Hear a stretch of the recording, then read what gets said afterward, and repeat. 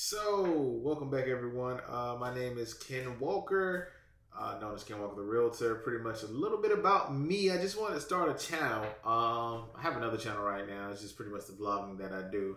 But I definitely want to give some more insight on just me, Ken Walker.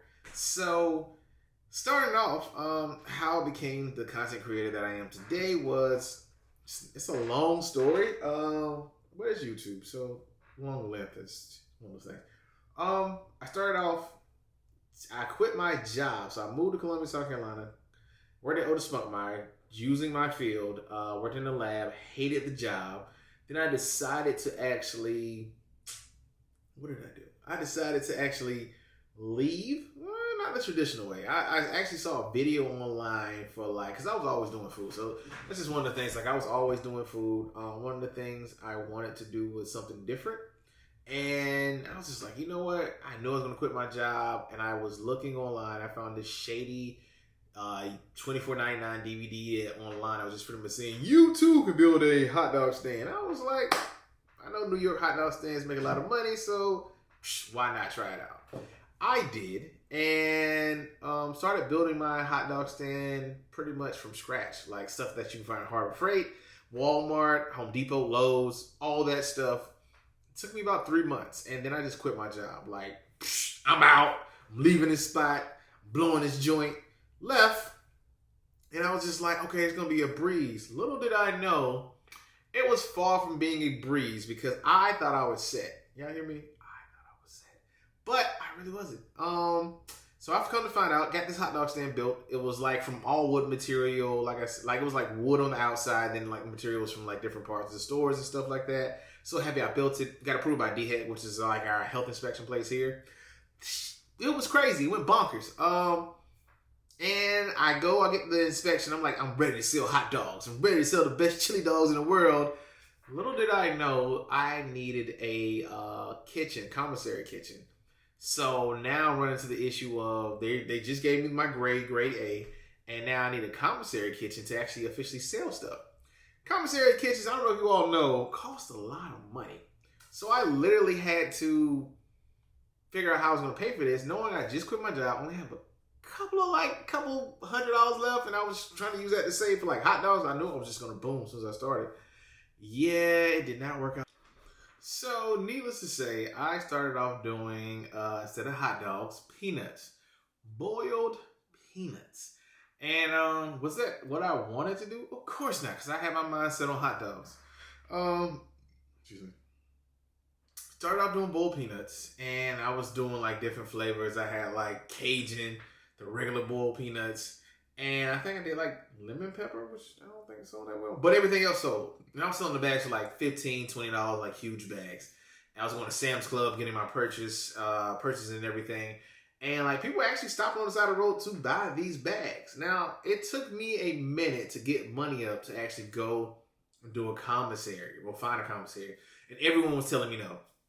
So I don't know if anyone's ever been in the food industry, but like you need a good certified kitchen with a good grade in order to do the things you want to do.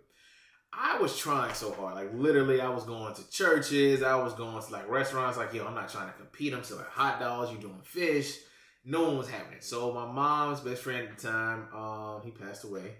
Mr. Green, he owned a gentleman's club here in Columbia, Leroy's, and I was actually able to use that to, grow my business at the time because I was actually working at a gentleman's club at night and then during the day taking my cart out. And I was just doing that for like months.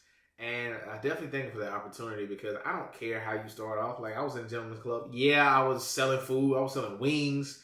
You were seeing all kind of stuff, but I didn't care because I had a goal. So, I mean, judge me, whatever. But it helped me get there, and I'm so thankful for him and his family for the opportunity they provided to get me to where I am now. But more importantly, like, I took that opportunity, I grew, and then I had the hot dog stand. I was out there on Assembly Street downtown slinging hot dogs. Did it go well at first? No, because people were just like, it's another hot dog stand. And this is like 2012-ish. And I was like, okay, well, I'm still going to do what I kept doing. I was making money, but I wasn't making money. Like, I was making enough just to go back out, pay for gas, that kind of stuff. But I wasn't really profiting that much outside of, like, what I had. And my dad, he found a cart and then we just started building it. So went back to Atlanta. My dad was, pretty much helped me with the project. We built this car. It was like a tall refrigerator, as people would call it. A tall refrigerator. Tall.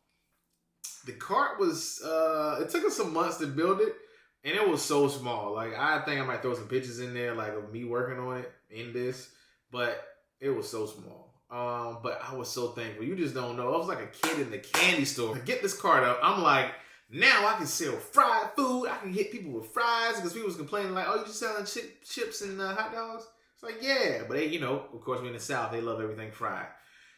I started off selling wontons and spring rolls. So at this point, like, all of my creative juices are flowing. So I'm like, I'm going to do this thing. And selling wontons, spring rolls. I'm hitting people with like, just different flavors of spring rolls and wontons or egg rolls and things of that nature. Nobody was going for it. Like, I was going to Amazon and I was selling like chicken cheese fries. Like, I was switching it up because I started to notice that demographic that I was shooting for to try to get them like extra things to want wasn't really panning out how I thought it would. I was going to Verizon, like the call centers. I was doing everything I could to hopefully try to get my big breakthrough. And at this time, Too Fat to Fly, you all may not know them, but look up their story. It's tremendous. They were blowing up. They were doing the stuffed wings. And I mean, like, I got a lot of opportunities simply because, I got a couple opportunities. I don't say a lot because some of those things I already had and some things I did gain from them. But what happened was I ended up with some opportunities because they were like big. They were going to Atlanta. So I know Chapin hit me up, was like, yo, we don't have this food truck anymore. Can you come fill the place? I was going out to Chapin, South Carolina. And that was, business was definitely picking it up. And at this time, it was like close to 2016. So we didn't fast forward 2012, 14. I'm in like close to 2016. And matter of fact, I'm not even going to skip 2015. 2015 had to be one of the worst years for me. 2015 was the year that I made a vision board. Excuse me. I would never make another vision board again because of 2015. I ended up in the worst relationship. Ended up with a blown out, what else? Oh, blown out engine on my Ford Explorer. Now, it's a Ford Explorer, I get it. But it was like 2015 was hitting me like across the head every way, and I just could not avoid it. Yeah, so 2015 is just, it was one of those years, like I couldn't really go out with my cart. I started doing meal prep, which actually worked out very well. I started making money from meal prep. But as far as the car, I had to put it down because I literally could not really do anything. And then 2016 turned around and got out of my relationship, got out of the place. It was just a better time, but I think I was so done with 2015 and I was so frustrated because I wasn't making the progress I thought I was going to make. 2016 happened, and on my birthday, I'll never forget, April 26th was my birthday. I was like, yo, I'm going to go to Atlanta, visit my folks, do whatever, and pretty much just chill out. This is going to be my last rodeo. So I was going to take the last bit of money I had from the cart, and like I said, it just wasn't panning out like how I thought it would be. So I took that money, and I was like, I'm going to go to Atlanta, and I'm about to blow all this. So my dad, my granddad too, they were just like, yo, check out this place on Candler Road called What's Cracking. And I was like, all right, this is 2016. So it's a seafood spot. I don't know if they're still open over on Candler Road, but east side, pretty much where I grew up at. And yeah, I was like, okay, cool. I'm going to go out this spot. My dad's like, yeah, pick me up a plate. And I was like, all right. Place was like, you know what I'm saying? I forgot how much the place was, but I already had the money. It was my birthday. So I get there like 11:40. The place opened up at 12. I looked at it online. And I was like, number 62, if you will, in line at this time, 2016. This is like this is when the start of the seafood hit. I was just like, yo, why is this line so long? I'm asking people in line. They just like, oh yeah, you got to get here early because they give these plates and the plates are stacked full of seafood. And the most places that people know is like Joe's Crab Shack, Red Lobster, your ordinary joints. And I said, okay, it's my birthday. And it was a Saturday. I was like, I'm not about to be waiting in line all day. But the more the line was moving, the more I was just like, okay, now I really want to see why people will wait this long for seafood. I mean, I heard people on the phone talking like, yo, bring something back to the job. Supervisors would let people off just to like get these plates. And I was like, okay, maybe there is something going on. So I didn't receive my plate till 2:30. Mind you, I got there 11:40. I didn't receive my plate till 2:30. And at this time, I was just gonna get me and my dad a plate. But I got me, my mom, I think my granddad a plate, and then I got like an extra plate because I just wanted to look. If I was gonna be in line for this long, I'm gonna spend that money, okay? Because I have to make it worth it. In my head, I have to make it worth it. And so I was just like, okay, got this plate. I was like, okay, so it's crab legs, it's shrimp, it's potatoes, it's corn, it's sausage, and it's a lot of butter. And people are eating this thing up. They are eating this alive. And I'm like, this is it? This is what people really want? Bet. Say less. I literally went out to Boogaloo that night and with my frat brothers. Then I head home. Like I'm straight homebound, taking the rest of the money I have, getting crab legs, taking pictures. And I kid you not, that Sunday when I got home, I got all the ingredients, worked on my sauce, and that night I posted my plate. That was the most views, like shares I've ever had at this time. I've been on Facebook since the beginning. And went crazy. And I remember it was like 45 people lined up from the time when I opened my cart on Monday that just wanted this crab leg thing. So I was like the official first person here to do it. Of course, people came like 2-3 months after me, but officially first person to do it. And it was like amazing to see all these. Like I was actually making a profit, if I can say that. A profit? And I was like, this has to be it. This has to be what I'm going to be like great at. Mind you, I've never really cooked seafood like that before. I like salmon every once in a while. But shrimp occasionally. But it was never like a steady seafood thing. And so I had worked on this thing called the white butter sauce, and I was killing it. Like knocking it out. Mind you, this is April. So April happens, and like I'm going out like maybe 4 or 5 times a week, and I'm making money. And so then after that, it was kind of like June comes around. And then I get this incredible phone call, which I think is fake. It was like, hey, Ken, do you want to enter this competition? It's for a national food truck competition for Tom's English Muffins. And I was just like, pretty much they were like, you too can win $25,000. I was like, click. Has to be fake. Why are you calling me with this nonsense? Saw the emails. It was just like, hey, $25,000. I was like, spam. Pretty much, I didn't hang up on the email, but I was like, click, pretty much. And so 2 weeks go by, then I finally get a phone call. It was just like from another number outside the number that's been calling me. He's like, hey, can I speak to Ken? And I was like, yeah, this is he. Hey, we're with Thomas English Muffins, and we want you to be a part of this competition. Blase, blase. They sent me the link, and I was just like, oh, this is real. Oh, snap. It was like, yeah, but now you don't have that much time to prep to do this. I'm like, oh, man, I should have thought it was real, but I didn't. And I was like, ain't this about a... But I was just like, okay, so you've gotten that comfortable to where you think you could just leave on vacation the last week of the competition and just like, yo, the votes should just roll in. I'm going against Colombia.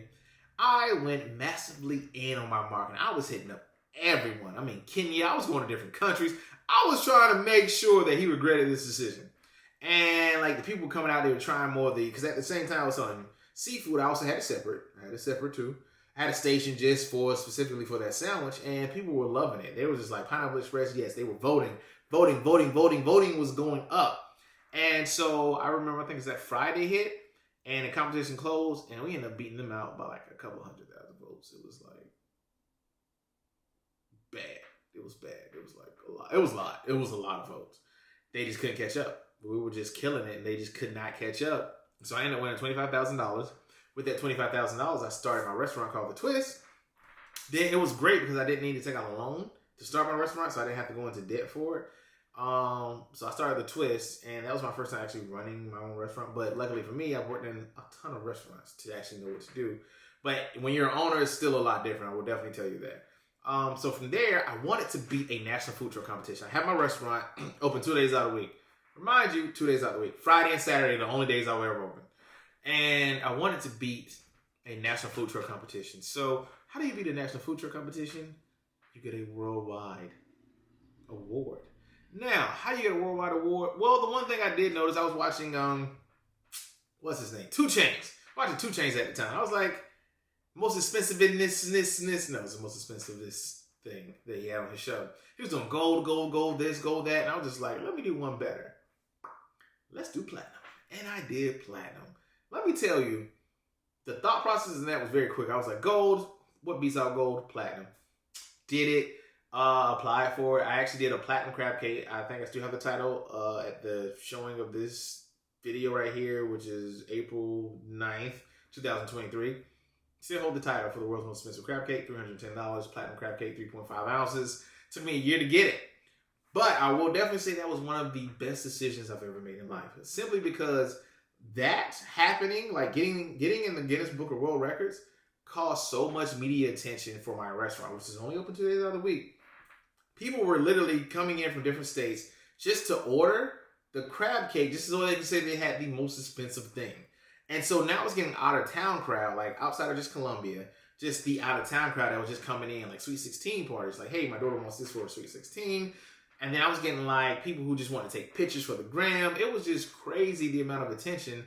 So even though I had to wait a year to get it, it was well worth that. And from there, I would definitely say that attention brought more things. So from there, I ended up getting on the Tamron Hall show as a virtual guest. Then I ended up getting a call from Guys Grocery Games. Food Network hit me up. Think about that. Got on Guys Grocery Games, I think it was like 2019. And 2019, 2020. One of those years. And did that. I did lose in the second round of the competition, but yo, shows are hard. I don't care what you see. Like that TV stuff is TV. Once you get on there, the pressure is real. But it wasn't the pressure that got me. It was the judges being right next to the judges' table, listening to everything. That happened, and then like now people are just coming to the restaurant. 2020 hit. We were like the only restaurant open. Did good. But you ever feel like you needed to change? So with that change, 2018-ish, in the 2018-ish, I actually gave my real estate license. My cousin said, "Why not? You love to sell." Got that, and I want to say something must have happened to where the world or the universe knew that I was going to do something different, because I was thinking about shutting down 2020, and guess who gets a phone call from HGTV? This guy. So I get a phone call. It was like, "Hey, would you like to be on the show House Hunters?" I was like, "Of course I would. I've seen that show so many times, right? Like I'm a butterfly collector. I'm looking for $1 million property, but it's not like that." So my homegirl at the time was actually looking for a house, so we interviewed together and we got it. Like we ended up getting on the show, which is, in case most people don't know, 5 days out of the week, 10-hour days. It is long, but it was well worth it. So now I'm trying to transition into more real estate, trying to get out of food. I've been doing food since I was like 12. Trying to get out of food, and HGTV goes off. I'll never forget, it goes off in April around my birthday. And I give people like 2 or 3 weeks, and I was like, "Yo, I'm closing down the restaurant." Of course, people were upset. I was too, because I kind of grown accustomed to a lot of people that have been coming to me for a while. But needless to say, I closed it down, and then real estate was picking up because people saw me on HGTV, so I was getting phone calls like, "I'm moving to Columbia, moving to South Carolina. I need you. So I was booming with that. I had started an app company, MetroTap. That actually got picked up by TikTok because I kept just going viral with my MetroTap app. So MetroTap is like an NFC technology that goes on the back of your phone. You can tap someone's phone and give them your information. It's a digital business card. So I had started this company at the same time during the pandemic because I had time on my hand. Even though I had a restaurant doing real estate, I actually came up with a tech company. Tell me you like to be busy without telling me you like to be busy, right? Did that, and I was just like, I wasn't on TikTok until this time. Then I got on TikTok, and all of a sudden my videos started hitting like 15,000, 10,000, 20,000, 25,000, 50,000, 100K. I was like, wait, what? 1.1 million. I was like, okay. TikTok reaches out to me. It was like, "Hey, how do you keep doing this? Can we do you as a case study?" So they case studied my business, and MetroTap blew up from there. We're in 13 different countries. So that's going on, and like it's just a crazy amount of stuff that happened. But I'm so thankful to actually have had these things happen to me in life, like between the TikToks and everything else. It shows you that I like truly transcended some things that I never set out to do any of this. Like not even the food wise, not even the competitions and things like that. Things kind of aligned onto those things, but to say I had a plan, I would definitely be lying to you all. But to get to where I'm at now, yeah, it has definitely been work. Has it been worth it? Hell yeah! But stay tuned. There's more to come on my channel.